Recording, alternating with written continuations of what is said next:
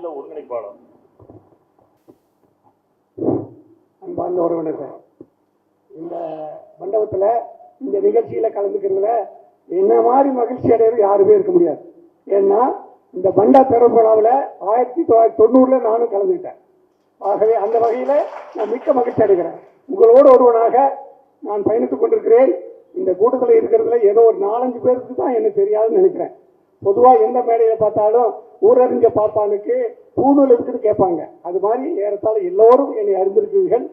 ஆகவே அந்த வகையில் மகிழ்ச்சி அடைகிறேன்.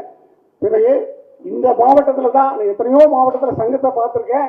இந்த மாவட்ட சங்கம் தான் சிறப்பாக இருக்கு. எப்படின்னா, இப்போ நாங்கள் சேலத்துக்கு போயிருந்தோம்.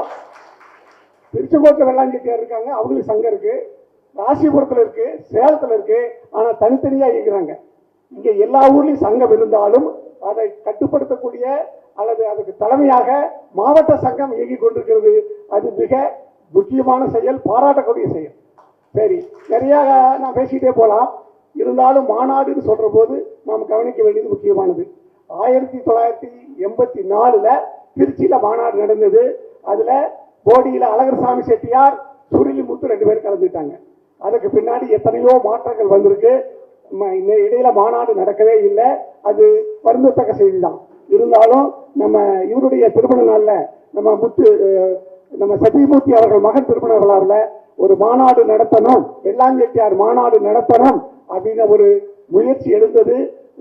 அதன் காரணமாக நாங்கள் அது முயற்சியில இறங்கியிருக்கோம்.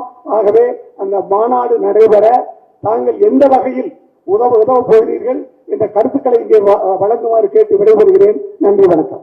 அடுத்ததாக சிறப்பு